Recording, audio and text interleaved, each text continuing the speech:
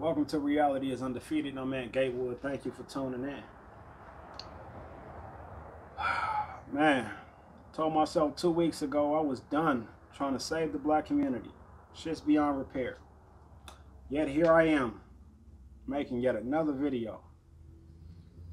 Another video for no damn reason. Knowing it's a 0.0001% chance of me actually seeing a change in the black community. Shit's beyond repair. Shit's beyond repair. It's beyond repair because black folks don't want to change. We don't want to see better in the community. You know, we just want to continue to live in the victimhood and, you know, go about our way. We want to continue to watch each other die, throw barbecues and car washes to bury them, and go about our motherfucking way. We want to continue to see, you know, our daughters get called out their names, and our boys, our sons, get treated as less than, and then just go about our way. That's what it is, right? Like I had a person tell me, man, a couple weeks ago, when I dropped the last video I dropped, they said, you know, if you clean up your language, you'd reach a lot more people. And I agree, right? Same thing I said about Love Dorsey. But the difference is, I appreciate the Love Dorseys the same way I appreciate, you know, the Melanie Kings. They speak the same exact message, just two different ways. The reason why I appreciate that is because I know that people that listen to Melanie King would never listen to Love Dorsey, and people that listen to Love Dorsey would never listen to Melanie King. You need more than one voice.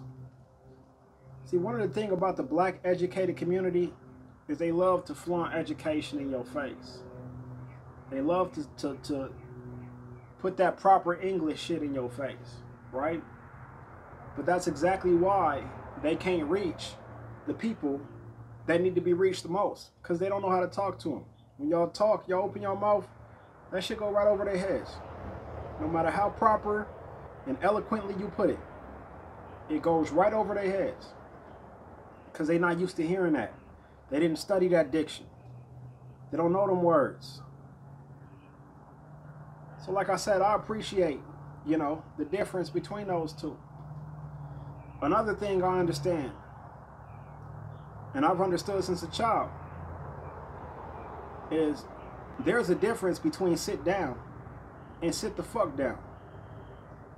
See, one has a little more urgency to it, a little more seriousness. And black people, make no mistake about it, this is a sit the fuck down moment that we are in. Like I said, 0.001% is the chance that I give us of turning anything around.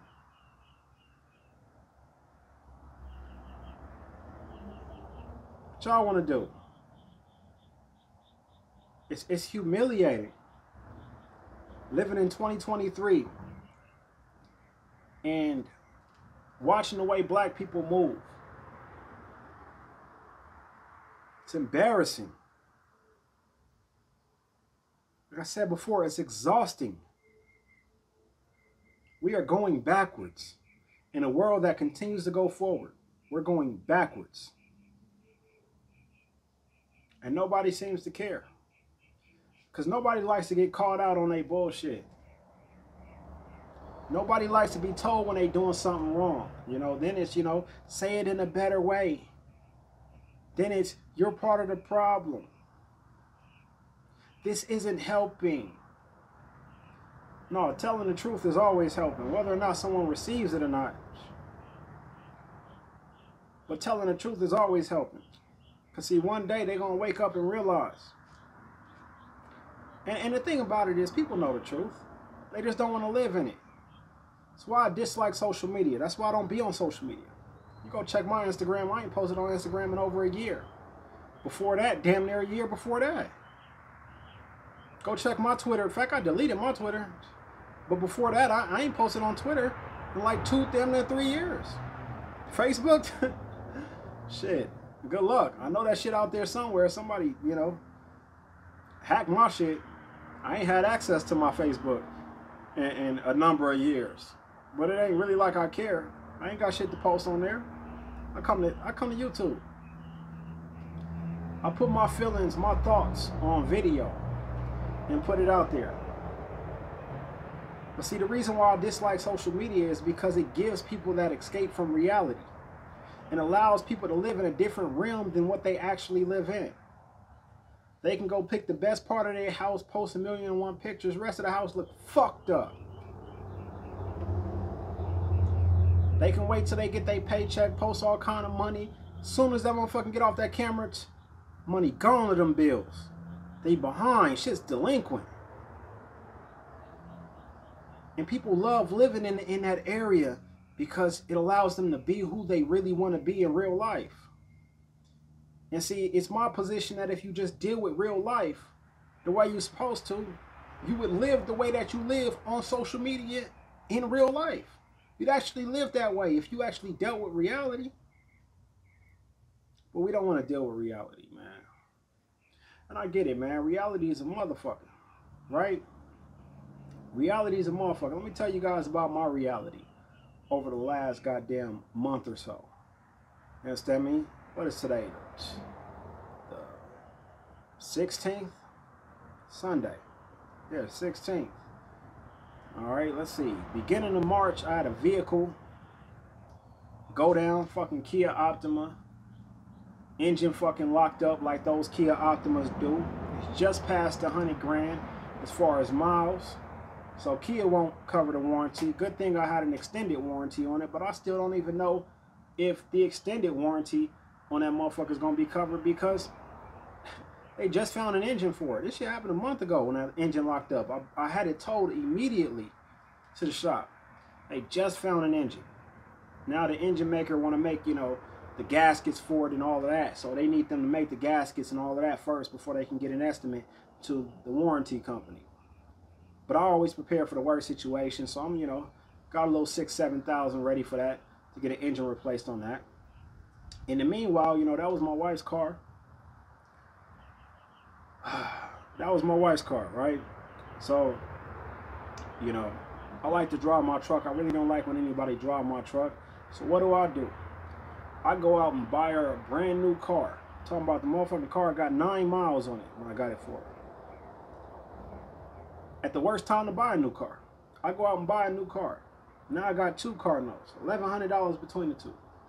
Right?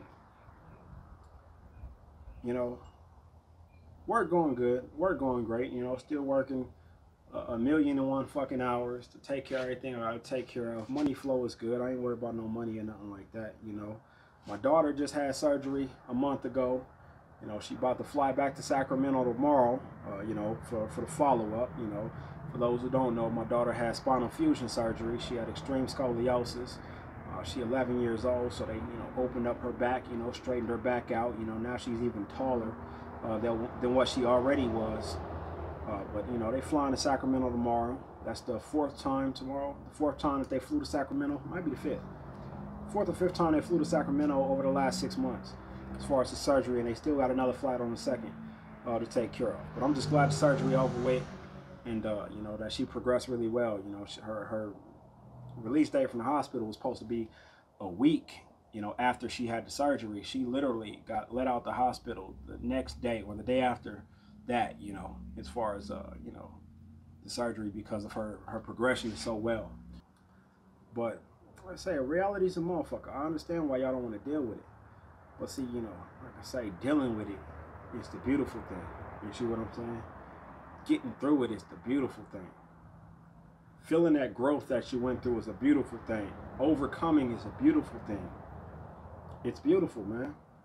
It's beautiful to look back at something, knowing the amount of strength you had to get through some shit, and seeing that you overcame that.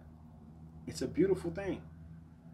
But y'all would never know because y'all don't want to deal with nothing going on in your life. You want to run a social media, jump into that alter ego, into that alternate realm, and live there. You know, When the metaverse really take off, y'all really gonna be on one. Shit, I'm gonna look in the sky thinking I'm seeing somebody flying by this motherfucker on some George Jetson type shit when that metaverse take off, you know, because that's the type of alternate reality y'all gonna be living in, right? Jetson type shit. The reason why I say the black community, you know, is beyond repair is because, like I say, it's 2023. The world is going forward at a pace that we have never seen the world go forward at before. And we going backwards. We got black women in a music video being walked like a dog by a black man. That's 3 people completely in the wrong. The type of image do you understand the type of image you are putting out? Do y'all understand that? Do y'all understand these little girls, you know, young teenage girls, these young teenage boys walking each other like dogs? The video could have went without that, man. It could have went without that. Like I say, man, we do anything for money. Money runs our entire world. I'm talking with my wife and kids earlier when I went and picked them up something to eat, man. Talking with them about, you know, my daughter telling us about a story about some woman letting go of her son's hand for, you know, what she described as 2 seconds. Turned around, her son was gone. They found him at the border with his body stuffed full of cocaine, all his organs gone. That's money that did that. People put money before any human. The ability to live ungodly. The ability to live like a god. What money creates, the perception that it creates. They put it before any type of humanity. I literally was coming home from work one day. It's about a couple weeks ago. In fact, I know it was 3 weeks ago because, you know, I'll tell you guys what, you know, subsequently happened after that day. But I'm coming home from work. I see this Mexican dude in the middle of the street. His truck stalled on him, right? He's trying to push the truck out the street. Ain't nobody there yet. So I pull into the little, you know, convenience store, park my truck, hop out, go over there and help him push his truck. Somebody pulled up behind him, hop out. Now we got 3 men pushing the truck. As we're pushing the truck into the same convenience store parking lot that I parked my truck in at, there's a lady, a Mexican lady, that just, like, she don't see 3 men pushing this truck into this damn convenience store. Just goes and drives right behind it. Because she couldn't wait 5 fucking seconds. 5 seconds. For us to push that truck out the street so she can continue on with her day. Whatever the fuck she had to do had to be done 5 seconds earlier than that. And really less than that, because we had to slow the push. Because this bitch want to drive by. Like, where the fuck has humanity gone? So I get home, and like I say, you know, my wife's car stalled when this happened, right? And I get home, my wife has to go to the bank or whatever. She takes my truck to the bank. As she pulls into the bank, another lady is driving through the bank parking lot. And she's so focused on looking at the ATM and seeing whether or not there's a car there or not, that she literally drives right into the side of my fucking truck. If I showed y'all a picture of my truck right now, the truck got a fucking big ass dent on the side of it. Took farmers fucking 3 fucking weeks just to give me a call to say, you know, oh, we're gonna take liability. Like, no fucking, of course you are. It's a big ass dent in the fucking driver door of my truck. Who else could have been fucking responsible for that? You know, it's fucking insane.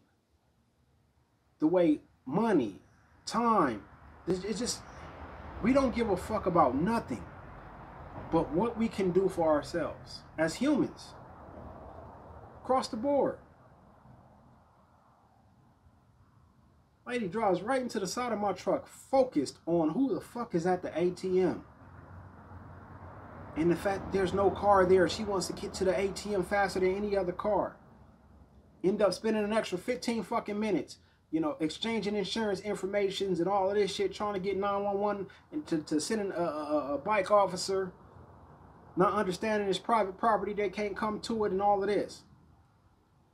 You couldn't spend 5 seconds being aware of your surroundings, slowing up, letting someone else get to the ATM before you, which at most, you know, would have taken a minute more of your time. So you just spent 15 minutes filling out information, having to call your insurance to take care of your shit, and all of that. You know, it's a fucked up day, man. How many times y'all see, you know, you driving in traffic and you see, you know, traffic is slowed up, and it's slowed up because it's an accident. And as soon as you pass the fucking accident and take off, everybody's driving like madmen again, as if they didn't just drive by a fucking accident. That's the type of shit that my brain just does not understand. I do not understand how you can drive by an accident, get past it, and then proceed to drive in a way that would cause another accident. Like, y'all do understand that y'all can just slow the hell down. You're only gonna get somewhere 10 seconds earlier. You know how many times I take off at a light, somebody takes off on some exhibition of power type shit, driving all fast just to sit at the same red light I'm sitting at 10 seconds earlier than me. What I give you, 10 more seconds to check your phone? That's what you was driving for? Need them 10 seconds? Ain't nobody communicating with you. You don't need them 10 seconds. You ain't getting no likes. You ain't getting no messages. None of that shit. You don't need them 10 seconds. It does not make sense. We have lost humanity across the board. Nothing matters. Reading this story on Instagram today when I finally do go on this motherfucker. Reading this story today. I guess, you know, people hashtagging this young man because he went and knocked on the door, end up knocking on the wrong door, and got shot in the head for knocking on someone's door. It amazes me how we have gone from a society where you had to knock on the door to a society where everyone gets afraid if someone knocks on their door today. When I was a kid, you knocked on people's doors.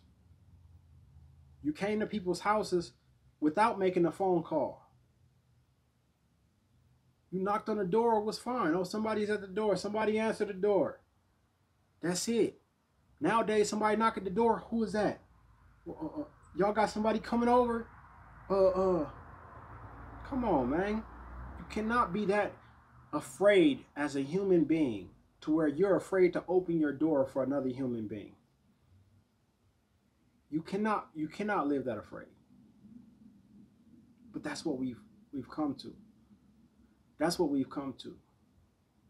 And see, this is why I'm always talking about the image of black men, right? And see, I know a lot of people are going to get upset when I say this, man, but we got to talk about it. A lot of people, you know, felt some kind of way when I said Obama enhanced the image of black men in America, right? I guess they didn't understand what I was saying.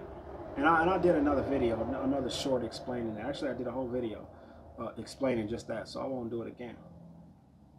But since y'all don't understand what I mean when I say Obama enhanced the image of black men in America, let's talk about the negative image of black men in America. Why is Trayvon Martin dead?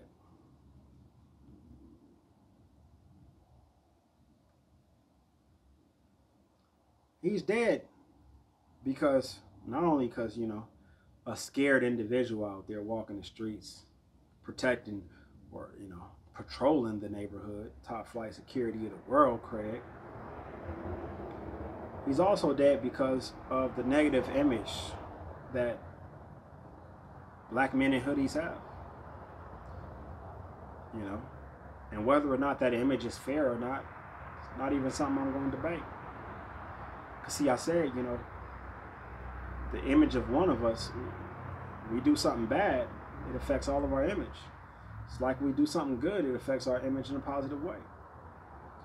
Trayvon Martin is dead because the image of a black man in a hoodie frightened a person to the point that, you know, he had to come and say something. He had to come and do something. And I'm not, you know, absolving responsibility of the coward motherfucker that killed him. I'm just saying that, you know, Trayvon Martin is dead because of the black men who wore hoodies to go rob shit, the black men who wore hoodies to go kill shit. But that's the reason why Trayvon Martin is dead. Call it what it is. Call it what it is. Trayvon Martin is dead because of all the black men that put on hoodies to go do some stupid shit, ignorant shit, violent shit. It affected the image of a young boy who just went to go buy some Skittles and a drink. He ain't do none of that shit. He ain't do none of it. The image of a person walking around in a suit is that of a businessman. They could be a con artist. They could be a thief. They could be a murderer. We'll always look at them in a positive light because the image of someone walking around in a suit is that of something positive normally.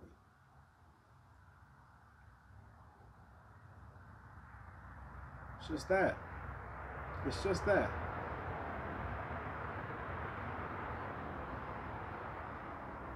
Y'all trip me out a lot of times, man. Y'all trip me out, man. And I ain't even got to talking about, you know, this yet. I haven't even got to talking about Trump yet. You know, there are so many black men that support Donald Trump to the point that it's ridiculous. And I'll tell you why. In fact, you know, yeah, man, I'll tell you why. You want to know why so many black men support Donald Trump? It's not anything, you know. It's not because of anything that Obama did. It's not because anything that Biden did. Not because anything that Donald Trump did.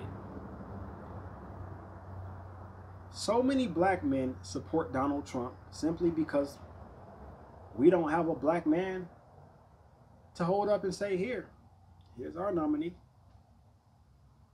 Ask a black man what black man they consider presidential, you know, candidate material, if you will, right? What black man they feel can be a legitimate presidential candidate and run and have the support of black people across the nation. Couldn't come up with one name. Not one. We don't even think, we wait until, you know, the primaries are done. See who's there and then say, okay, this is who black folks need to get behind. No, black folks should have been behind somebody, you know, on the process up to that, leading up to that. That's what black folks should have did. We don't have a leader. You look across the world, you follow any group, and you'll see a leader of that group. Leader of, you know, the United States of America is Joe Biden, right? Leader of the Nation of Islam is Minister Louis Farrakhan, right? Leader of this group, you know? I mean, you can go across the world and find the people and find their leader, right? Except for black men in America. You could say the leader of white men in America is Donald Trump. You could say that. That's who they look to as a leader. You can't point one person out who is the leader of black America. This is why so many black men support Donald Trump, because we don't have anyone that we can just hold up and say, this is our offering. This is the person we're nominating to run. We don't do that. It's because we hate ourselves. We spend so much time trying to position ourselves against each other. You know what makes a black man feel really good? It's when he can say, I'm doing better than the next brother. That's what makes him feel really good. When he can point out something he's doing that somebody else around him ain't doing. That's it. You know, that Anton Daniels type shit, right? That's what makes black men feel good. Being that one token Negro, if you will, that can separate himself from the rest of the Negroes. You know, some names that should be mentioned for black men as far as presidential candidates. One is Sean Carter. Yes, Sean Jay-Z Carter. Somebody who came from nothing, rose up in every which way he could, ran several businesses successfully. Y'all say America's a business, right? You know another black man that could run for president and be a good president in the United States of America? Byron Allen. Someone who understands wealth, understands how to attain it, how it moves and flows. Oh no, but he got a white woman. He got a white wife. So y'all ain't going for that, right? It's funny as hell. Y'all don't like the president that we actually did have, that was actually president, who had a dark-skinned black woman and 2 black daughters and a black dog too. But yeah, you know, we can't nominate Byron Allen. He has a white wife. See, let's talk about this type of shit. Y'all don't want to talk about this shit, man. Y'all don't want to talk about it. See, it's no point in me cleaning up my language because, you know, I have no aspirations for this YouTube page other than just speaking the truth on the shit that I feel strongly about. That's it. Those are my aspirations for this page. This ain't no money-making thing. I do very well in life. I'm not one of them Negroes who was busted before YouTube. You can look at both my YouTube pages. Yeah, none of them is to a point where YouTube is paying me enough to not go to work. I'll tell you that one right now. I do very well in life. Proud of that fact. Proud of the fact that I know how to go out and make money anywhere, any place, anytime. Right? I got skills that allow me to do that. Skill sets that allow me to get paid anywhere in this world. I will never have to worry about money because of my utility to the world. The utility that all men should have, right? Not necessarily my skill set, but utility that's useful to the world that allows you to be paid anywhere in the world. Like I say, man. Anyhow, I'm about to take my ass, man, in this goddamn house. Just had to get outside for a little minute, man. Start setting up outside a little bit more, man. Start taking y'all on some of my walks, things like that I do when I do get the time. Definitely want to go walk the wetlands. Probably next weekend. But another thing I'm going to start doing, man, I'm going to start creating videos that shows young brothers how to do something. Like, I'm not even going to cut my hair till I got time to record myself, really, which is Friday. Because the rest of my week is completely packed. But I'm going to do a haircut tutorial on how I cut my own hair. I'm going to do tutorials. I have to change my brakes. I got to do another oil change on my truck.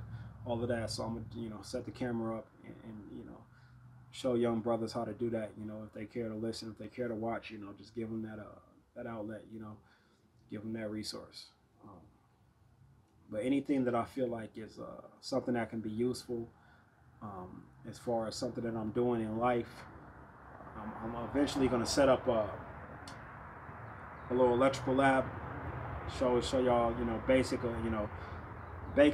circuitry, basic wiring, things like that, you know, that'll help you as far as understanding and troubleshooting some of the things that go wrong in your home electrically, right? So I'm gonna set that up also, and eventually get that on camera.